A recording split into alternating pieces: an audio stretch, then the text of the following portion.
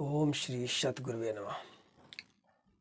आज का कार्यक्रम हम पंचांग से संबंधित जानकारी आप तक लेकर आए हैं और मैं चाहता हूं कि कभी कभी ऐसी समस्याएं सामने आ जाती हैं जब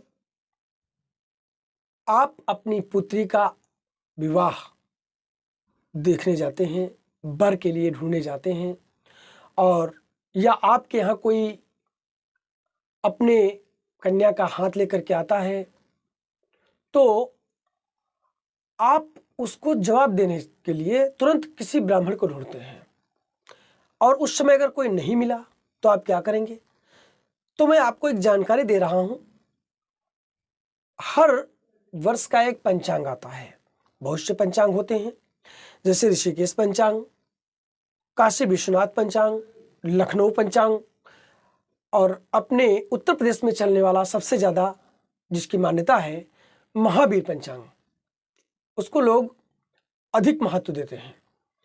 इनमें से कोई भी पंचांग आप ले लीजिए, एक पंचांग एक वर्ष काम करता है, इस संवत के अनुसार चलता है। अब ये पंचांग से आप अगर आपके घर में है तो आप किसी के पास जाने की आवश्यकता नहीं, आप तुरंत ही उसे देख सकते हैं और तुरंत ही बता सकते हैं क्या स्थितियां हैं। जवाब देना है, नहीं देना है, बन रहा है, विवाह का गुण मिलान बन रहा है, नहीं बन रहा है, इन सब स्थितियों को आप स्वयं देख के बता सकते हैं। तो चलिए आ जाते हैं अपने विषय पर और आज बता रहे हैं कि कैसे विवाह विचारें। विवाह विचारना आज हम सिखाते हैं आपको। तो सबसे पहले हम मान लीजिए हमारे पास कोई व्यक्ति आए हुए हैं और उन्होंने अपनी लड़की का नाम, कुछ भी नाम रख लीजिए, हम यहाँ पर दो नाम रख लेते हैं, जैसे एक वर और इधर कन्या। अब यहाँ लड़के का नाम और इधर लड़की का नाम। तो मान लीजिए लड़के का नाम कोई भी रख लीजिए, जैसे महेश, और कन्या का नाम मान लीजिए निधि। हमने एक उदाहरण ले लिया है कि कन्या पक्ष से जो लोग आए हैं उनकी लड़की का नाम, कन्या का नाम निधि है और उन्होंने कहा मेरी बेटी का नाम निधि है और बेटे का नाम महेश है। इससे गुण मिलान कराना है। तो अब आप तलाश कर रहे हैं, किसी पंडित के पास जाएं, ढूंढें, पूछें और मान लीजिए नहीं कोई मिलता है और आपको जवाब शीघ्र देना है कि हम क्या बताएं, तो आप पंचांग से देख करके स्वयं बता सकते हैं कि इसकी भकूट मिलान, गुण दोष क्या है, कितना है, सब कुछ बता सकते हैं। तो उसके आधार पर मैं आपको अब पंचांग से संबंधित बातें बताने जा रहा हूं। हमारे पास महावीर पंचांग है जिसको देख करके मैं आपको बता रहा हूं कि आप उसमें कैसे देखेंगे, विवाह विचार कैसे करेंगे। अब ये पंचांग है, महावीर पंचांग है। आप देख सकते हैं इस पर लिखा हुआ होता है सबसे ऊपर श्री महावीर पंचांग, ये देखिए लिखा हुआ है श्री महावीर पंचांग। काशी का शुद्ध पंचांग है, श्री विश्वनाथाय नमः लिखा हुआ है और इधर किनारे भी सब जगह देखिए इधर लिखा होता है महावीर पंचांग, महावीर पंचांग, हर जगह इसमें छपा हुआ होता है। इसकी पहचान है श्री महावीर पंचांग, ऊपर ही लिखा होता है। ये संवत 2077 का है, यहाँ पर लिखा हुआ है देखिए संवत 2077 ये है। और इसमें हम ये एक साड़ी बनी हुई है और इस साड़ी को हम यहाँ पर ओपन कर लेते हैं और इस साड़ी से हम आपको बताते हैं कैसे विचारेंगे। अब वर का नाम जैसा कि आपको बताया मैंने महेश है और कन्या का नाम निधि है। अब यहाँ पर देखिए सबसे पहले हम वर यानी महेश, महेश का पहला अक्षर है माँ, तो हम माँ पे जाते हैं। अब यहाँ पर देखिए, यहाँ पर मघा नक्षत्र है और ये देखिए माँ, मी, मू में 4 अक्षर, हर नक्षत्र में 4 अक्षर दिए हुए हैं। यहाँ से लेकर के 27 नक्षत्र होते हैं, अश्विनी, भरणी, कृतिका, रोहिणी, ये सब लेकर के कुल रेवती तक यहाँ पर 27 नक्षत्र हैं। अब इन 27 नक्षत्रों में सब में 4-4 अक्षर दिए हैं। देखिए अक्षर के सामने 4-4 अक्षर सब में दिए, हर खाने में 4-4 अक्षर हैं। अब हम यहाँ पर माँ अक्षर ढूंढ रहे हैं, तो यहाँ पर देखिए माँ लिखा हुआ है। अब ये मघा नक्षत्र में आता है माँ। अब इसका मतलब आप समझ गए हैं कि ये मघा नक्षत्र में जन्म है इसका, महेश का जो जन्म है वो मघा नक्षत्र में है। यहाँ पर देख सकते हैं मघास लिखा हुआ है, मा अक्षर है। अब इधर आइए, कन्या का नाम है निधि, तो इसमें नी अक्षर, नी से निधि होता है तो नी अक्षर ढूंढेंगे। अब यहाँ पर ना, नी, नू, ने 4 अक्षर है तो नी अक्षर है, तो नी अक्षर है। यहाँ अनुराधा ऊपर लिखा है, अनुराधा, अनु का मतलब अनुराधा नक्षत्र, तो अनुराधा नक्षत्र में निधि का जन्म हुआ है।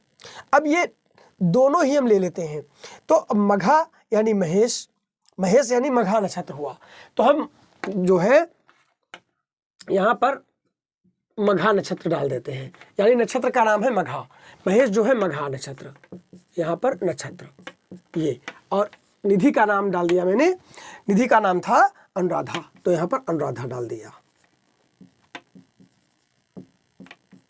अब इनको मिलान करना है। अब इसके लिए फिर हम पत्रा पे आ जाते हैं। अब हम ये देखिए, अब यहाँ पर सबसे पहले राशि दी है, फिर वर्ण दिए हैं, फिर वश दिया है, फिर योन दी है, वैर दिया है, राशिस दिया है, गर दिया है, नाड़ी दिया है। इन सब का मिलान होता है। भकुट मिलान में इन सब का मिलान करते हैं, यही तो वर कन्या मेलापक साड़ी होती है, इसी से तो सब विचारा जाता है। अब इसको मिलान करने के लिए हम क्या देखते हैं, सबसे पहले मघा। अब देखिए यहाँ पर माँ बना हुआ है, एक बात ध्यान रखेंगे, अगर 1 नंबर पे है या ऊपर लिखा हुआ है तो हम उसे 1 नंबर में ही देखेंगे, और अगर नीचे लिखा है तो उसको 2 नंबर में। कहीं कहीं स्थितियां ऐसी बन जाती हैं जिनमें 1, 2, जैसे आप देख से पुनर्वस नक्षत्र में देखिए, यहाँ पर मिथुन है और नीचे कन्या है, ठीक है, तो इसमें हम कौन सा देखेंगे, तो ऊपर, अब मिथुन 3, तो 3 तक यानी मिथुन, और 1 कन्या यानी 1 कन्या देखेंगे, 3 अक्षर मिथुन हुए और 1 कन्या का हो गया। ऐसे ही यहाँ पर देखते हैं, माँ से महेश हुआ तो सिंह, यानी सिंह राशि इसकी हुई। माँ से महेश हुआ तो माँ यानी मघा नक्षत्र है, सिंह राशि है। और इधर देखते हैं तो नी अक्षर यानी अनुराधा यानी वृश्चिक राशि है। अब सिंह और वृश्चिक अगर देखा जाए तो सिंह, कन्या, तुला, वृश्चिक चौथे राशि पड़ रही है, चौथे पड़ रही है। तो यहाँ पर हम अब इसको हम मिलान कर सकते हैं राशि के अनुसार पर। तो यह देखिए यहाँ राजकूट दिया हुआ है, अब इससे यहाँ पर मिलान कर सकते हैं। तो इसको मिलाने के लिए हम ये साड़ियाँ तो आपको बाद में समझाएंगे, आज हम केवल इतना ही समझा रहे हैं कि मेन बातें आप समझ लीजिए, उसके बाद इनको हम अगले वीडियो में आपको समझा देंगे कैसे हमें इनको देखना है। अब यहाँ पर वर्ण में आ जाते हैं। वर्ण में देखते हैं ये क्षत्रिय है, महेश जो है वो क्षत्रिय है। अब इधर देखते हैं नी यानी ब्राह्मण है, क्षत्रिय और ब्राह्मण है।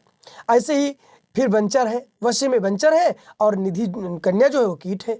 ऐसे ही वर में मूषक है, और कन्या में ये मृग है। और फिर मार्जार, फिर स्वान, फिर सूर्य, फिर मंगल, राक्षस, और फिर देवता, फिर अंत और मध्य। ये नाड़ी है, ये गण है, ये राशिस है। तो इन सब का मिलान इस प्रकार से किया जाता है। तो अब इनको हम सबसे पहले क्या लोग जानना क्या चाहते हैं, सबसे पहले लोग जानना चाहते हैं कि इसके कितने अंक बन रहे हैं, यानी जो इसमें इनका जो मिलान हुआ है, मेलापक का जो मिलान हुआ उसमें गुण कितने बन रहे हैं।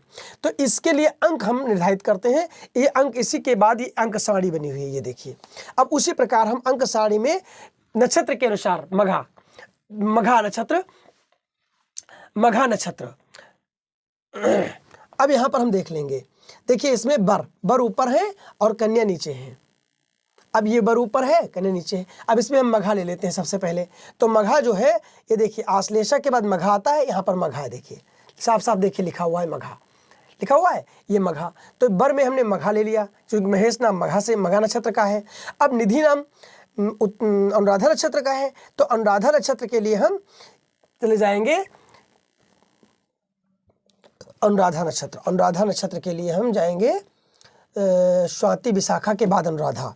तो यहाँ देखिए स्वाति विशाखा के बाद अनुराधा, ये देखिए आपका ये, यानी ये देखिए ये V1 लिखा है, विशाखा यानी विशाखा।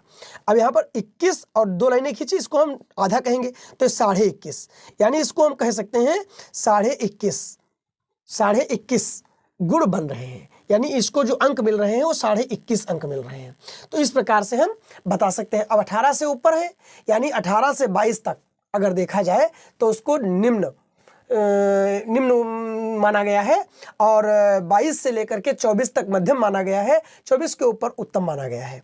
तो यहाँ पर अगर देखा जाए तो बहुत अच्छा तो इसको नहीं कहेंगे, लेकिन विवाह हो सकता है, ये कह सकते हैं कि विवाह हो सकता है।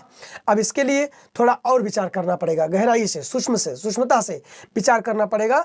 अगर सूक्ष्मता से विचार करने पर ये सही आ रहा है तो आप कह सकते हैं विवाह कर सकते हैं। अब मैं तुमको इसके आगे कुछ वीडियो ऐसे बनाएंगे कि ऐसी कौन कौन सी चीज़ें हैं जो मिल जाएं, भले ही इसमें कुछ चीज़ें नहीं मिल रही हैं, और जैसे मान लीजिए ये हमारे 8 दी हुई हैं और इनमें से 4 ही मिल रहे हों, तो विवाह हो सकता है। उसके लिए मैं अगले वीडियो में आपको बताऊंगा कि कौन कौन से मिल रहे हैं तो आप विवाह कर सकते हैं, और किन किन को ना मिले तो भी कोई दिक्कत हो ही नहीं सकती, आप बिल्कुल हाँ कर दीजिए और विवाह हो सकता है। उसके लिए हम आगे जो कार्यक्रम बनाएंगे उसको आप देख सकते हैं। तो आज मैंने जो बातें बताई मेन रूप से, तो ये कि आप कितने अंक बन रहे हैं, अगर 18 से ऊपर बन रहे हैं तो आप निश्चिंत हो जाइए। एक प्रकार से देखा जाए तो 50% आप कह सकते हैं कि विवाह हो सकता है। शेष सूक्ष्मता देखने पर बहुत सी बातें देखी जाती हैं, वो सब आगे बताएंगे। इसके बाद अगले कार्यक्रम में हम आपको बताएंगे ये जो इनका मिलान है कैसे मिलाते हैं ये भी बताएंगे, और ये जो रविचंद्र और गुरु, ये साड़ी आप देख रहे होंगे, विवाहे रविचंद्र गुरु सुधृत चक्र, इस साड़ी के बारे में भी आपको बताएंगे। इस पर तो पूरा कार्यक्रम एक बन जाएगा, वो कार्यक्रम मैं पूरा अलग ही बना के बता दूंगा, समझा दूंगा, आप बिल्कुल समझ जाएंगे, बहुत आसानी से समझ जाएंगे, कुछ भी कठिन नहीं है, क्योंकि ये विवाह की तिथि निश्चित हो जाने के बाद ही ये जो है रविचंद्र और गुरु देखा जाता है, और इस पर हम अगला कार्यक्रम आपको बताएंगे।